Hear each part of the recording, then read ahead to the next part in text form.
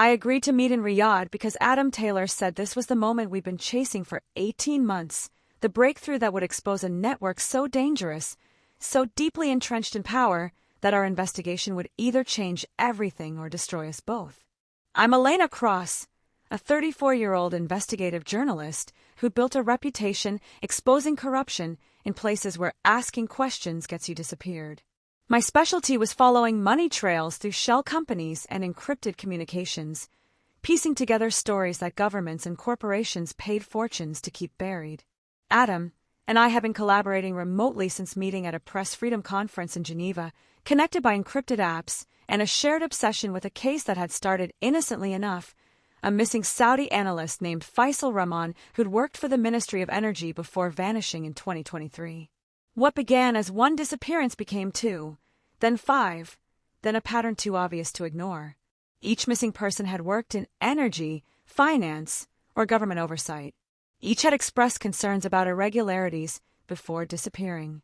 And each had some connection to a series of contracts worth billions linking Saudi, American, and European companies in what appeared to be elaborate fraud. When Adam messaged saying he'd secured proof and needed me in Riyadh immediately, every instinct screamed danger, but the journalist in me couldn't refuse. This was the story of a lifetime, and I'd spent too many years chasing ghosts to turn back now. The flight from London to Riyadh gave me 12 hours to second-guess everything. I packed minimally, 2 changes of clothes, basic toiletries, my laptop encrypted so heavily it took 3 passwords just to reach the desktop, and 2 phones, one legitimate and one burner Adam had mailed me weeks earlier with instructions not to activate until I landed. Saudi Arabia had been reforming, opening to tourism and investment, projecting a modern image, but I knew the reality beneath the gleaming towers. Journalists had been imprisoned, dissidents silenced, and the government's tolerance for criticism remained razor-thin. My cover story was flimsy, attending a renewable energy conference as a freelance writer, but it would have to suffice. As we descended through October heat, Riyadh sprawled below like a constellation, glass towers catching sunset fire against ancient desert. King Khalid International Airport was all efficiency and surveillance, every face scanned, every movement tracked by cameras that felt less like security and more like constant observation. Immigration asked about my visit, my accommodation, my plans. I answered with rehearsed calm, received my stamp, and emerged into air so hot it felt solid. The Grand Al Mizraq Hotel rose 40 stories, a monument to the new Riyadh, luxury shopping in the lobby, international restaurants, staff in crisp uniforms speaking 6 languages. My room on the 23rd floor offered views of the financial district, Kingdom Center's distinctive architecture dominating the skyline. I activated the burner phone as instructed, and within minutes received Adam's message. Tomorrow morning, 7 a.m., coffee shop 2 blocks east. Come alone. Bring nothing digital. The message deleted itself 30 seconds later. I spent the evening doing what any tourist might, walking through nearby districts, photographing architecture, eating at a Lebanese restaurant, projecting normalcy while memorizing exit routes, and noting the security presence that seemed heavier than I'd expected. Back in my room, I couldn't sleep, mind racing through scenarios, each more dangerous than the last. At 6:30 a.m., I left my laptop and legitimate phone in the room safe, carrying only cash and the burner phone, and walked through streets already thick with heat and traffic. Adam looked worse than I'd imagined from our video calls. Thinner, eyes shadowed, movements jerky with exhaustion or fear. We sat in a corner booth of a cafe filled with businessmen and students, speaking quietly in English that wouldn't stand out in cosmopolitan Riyadh. Everything we suspected is true, he said, sliding a small envelope across the table. Government contracts, kickbacks, proof that officials knew about safety violations that killed workers. The missing analysts discovered the fraud and were silenced. But it's bigger than we thought. Involves officials in 3 governments and companies you've heard of. The envelope felt impossibly heavy, maybe 30 grams of paper that could topple careers and trigger international investigations. Why give this to me here? I asked. Why not encrypted files? Adam's smile was bitter. Because they're watching my digital footprint. Physical documents are harder to trace, easier to authenticate in court. You take these back to London, publish through your contacts, and by the time they realize what happened, it's too late to stop. He pressed a key into my palm. Storage locker, Riyadh Industrial District, Unit 247. More documents, hard drives, evidence I've been collecting. You can't carry it all, but photograph what matters, upload to your dead drops and get out. His paranoia felt justified given what we were chasing, but something in his delivery made me uneasy. The way his eyes kept scanning windows, the nervous tap of fingers against his cup, the fact he'd picked a location with only one exit. I returned to the hotel with the envelope burning in my jacket pocket, took the elevator past curious glances from other guests, and locked myself in. The documents were explosive. Internal memos from the Ministry of Energy describing deliberate falsification of safety reports, bank transfer records, showing millions flowing to offshore accounts controlled by government officials, and witness statements from workers who'd survived accidents that killed colleagues. Each page was stamped with official seals, dated, authenticated in ways that would stand up to forensic examination. But mixed with the legitimate documents were others that troubled me, handwritten notes in Arabic that I couldn't fully translate, photographs of meeting that seemed staged, and USB drives marked with codes I didn't recognize. I photographed everything with the burner phone, uploaded to encrypted servers Adam and I had established, and hid the physical documents in my suitcase lining, a tourist amateur espionage that felt simultaneously ridiculous and necessary. The storage locker could wait until evening when I'd be less conspicuous in the industrial district. I tried calling Adam, but the burner went straight to voicemail. Anxiety crept up my spine like ice water, but I pushed it down, focused on the work, told myself paranoia was just professionalism in a dangerous place. That evening, I took a taxi to the industrial district, a sprawl of warehouses and logistics centers where few Westerners ventured.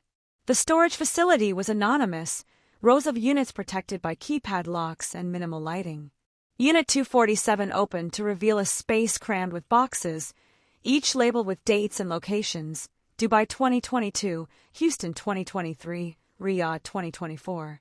Adam had been collecting evidence for years, building a case so comprehensive it would be undeniable. I worked quickly, photographing documents, copying hard drives to portable storage I'd brought, prioritizing materials that seemed most immediately relevant. Hours passed. My phone showed midnight before I finished, muscles cramped from kneeling on concrete, eyes burning from reading small print. I locked the unit, pocketed the key, and emerged into a night that felt too quiet. The taxi I'd asked to wait was gone, and the street was empty except for one sedan with tinted windows idling 30 meters away. Every thriller I'd ever watched suddenly felt prophetic. I walked quickly toward the main road, heard the sedan's engine growl to life behind me, and broke into a run. My heart hammered as I reached a broader street with traffic and witnesses, and the sedan didn't follow. Paranoia or real threat? In Riyadh, investigating what I was investigating, the line between them was meaningless. Back at the hotel, I uploaded everything to cloud servers scattered across jurisdictions, sent encrypted messages to editors in London, New York, and Berlin with instructions to publish if I went silent for 48 hours and tried again to reach Adam. Nothing. My unease crystallized into genuine fear when I searched for his name online and found recent obituary notices. Adam Taylor, British journalist, killed in traffic accident in Istanbul 2 weeks ago. But I'd received messages from him yesterday, met him this morning. The cognitive dissonance was paralyzing until understanding hit. Whoever I'd met wasn't Adam Taylor, or Adam Taylor had faked his death and was deeper underground than I'd realized, or I'd walked into a trap so sophisticated I couldn't see its dimensions. I dumped the burner phone SIM card down the toilet, wiped the device, and tried to think through adrenaline and panic. If this was a setup, what was the goal? To catch me with stolen documents? To discredit my investigation? To silence me like the others? I should leave immediately, catch the next flight out, abandon the story. But the documents were real. I'd verified enough to know that. Whatever game was being played, the evidence of corruption and death was genuine, and walking away meant those deaths meant nothing. At 4:47 a.m., the decision was made for me. Pounding on my door, voices shouting in Arabic, and before I could respond, the lock beeped and hotel security entered, followed by police officers in uniform and plain clothes. They had a warrant. I saw it waved but couldn't read the Arabic text, and within minutes my room was being systematically searched. They found the documents in my suitcase lining immediately, also found the portable drives I'd hidden in my toiletry bag, and my carefully constructed cover story evaporated. "Why are you in Riyadh?" the lead detective asked in accented English. "Who gave you these documents? Who are you working with?" I invoked my rights as British citizen, demanded consular access, but the machinery had already started. My belongings were bagged as evidence, my passport confiscated, and I was escorted not to a police station but to an unmarked building in a district I didn't recognize. The interrogation room was windowless, fluorescent lights harsh enough to erase shadows. They showed me photographs, me meeting Adam at the cafe, me at the storage facility, me photographing documents. Every move had been surveilled, recorded, packaged into a narrative of foreign journalists caught stealing state secrets. "We know about your investigation," the detective said. "We know about your sources. Tell us who's helping you, and this can be resolved diplomatically. Refuse, and you're facing charges of espionage, theft of classified materials, and conspiracy against the kingdom." Hours became days in that room. They allowed me minimal sleep, rotating questioners who alternated between aggression and false sympathy. Sometimes they showed me evidence, the documents I'd photographed, emails between me and Adam, bank records of payments I'd made to sources. Sometimes they just watched, letting silence do the work. My embassy got involved eventually. Consular officials sitting uncomfortably in meetings where Saudi authorities detailed my crimes, and British diplomats tried to negotiate outcomes that wouldn't trigger international incidents. The news broke globally. British journalists detained in Riyadh with classified Saudi documents, sparking debates about press freedom and espionage. Social media exploded with hashtags. Op-eds argued whether I was hero or criminal, and my family endured media siege. What police found in my hotel room wasn't just evidence of my investigation. It was leverage, ammunition for prosecution, and justification for broader crackdowns. Other journalists in Riyadh were questioned. Sources I'd never met were arrested, and the case metastasized from my story into something geopolitical, every revelation analyzed through the lens of tensions between Saudi Arabia and the West. The first major twist came 3 weeks into detention when Saudi authorities announced they'd arrested the person who'd given me the documents, a Saudi national named Khalid al-Rashid who'd worked in the Ministry of Energy's Oversight Department. They paraded him on television, a broken man confessing to stealing secrets and passing them to foreign agents. I didn't recognize him, didn't recognize his name, and his confession bore no relationship to what Adam, or whoever I'd met, had told me. But the Saudi narrative was now complete. Corrupt officials stealing secrets, naive foreign journalist as his useful idiot, both caught in sophisticated counterintelligence operation. Except Khalid al-Rashid was one of the missing analysts Adam and I had been investigating, one of the disappearances that had triggered our original story. Seeing him on television, alive but clearly coerced, reading from a script, confirmed the investigation's core truth. People who discovered inconvenient facts were disappeared, silenced, or turned into propaganda tools. My detention wasn't about the documents I'd been caught with. It was about stopping the larger story from emerging. The second twist came from an unexpected source. Layla Hassan, a Saudi journalist I'd corresponded with but never met, who'd been investigating similar patterns of corruption from inside the kingdom. Layla contacted my lawyers with evidence she'd been compiling independently, evidence that corroborated everything in my documents and added new dimensions. She revealed that the Adam Taylor I'd met was actually Marcus Webb, a former British intelligence officer who'd gone freelance, selling information to the highest bidder. Webb had learned about my investigation, stolen the real Adam Taylor's identity after his death, and had been playing both sides, feeding me legitimate evidence while simultaneously alerting Saudi authorities to my presence, creating a situation where the evidence would be seized and discredited. But Webb's plan had a flaw. He'd underestimated how much evidence Layla had independently gathered, and he hadn't anticipated that his own communications could be traced back to meetings with Saudi officials who were themselves implicated in the corruption. Layla's revelations, published simultaneously in outlets across Europe and America, transformed the narrative from journalist caught spying to journalist caught in counterintelligence operation designed to protect corrupt officials. The international pressure became unsustainable. Organizations like Reporters Without Borders, Amnesty International, and even governments that usually avoided confronting Saudi Arabia began demanding my release. The documents I'd been caught with were authenticated by forensic experts, verified by whistleblowers who came forward from other countries, and investigated by financial regulators who discovered the corruption extended far beyond what I'd imagined. Multiple companies suspended operations, officials resigned or were arrested in quiet internal purges, and the kingdom faced a scandal that undermined its carefully cultivated reform image. But victory fell hollow sitting in detention, uncertain whether release meant freedom or just a different kind of disappearance. My health deteriorated, weight loss, insomnia, anxiety that manifested as physical pain. Embassy officials tried reassuring me that negotiations were progressing, but I'd learned not to trust assurances from people who weren't living behind locked doors with guards who might be jailers or executioners depending on political calculations happening above my comprehension. Release came suddenly after 73 days. No trial, no formal charges dropped, just a midnight transport to the airport and a flight to London with consular escort. The Saudi statement said I was being deported for visa violations, saving face while ending in embarrassment.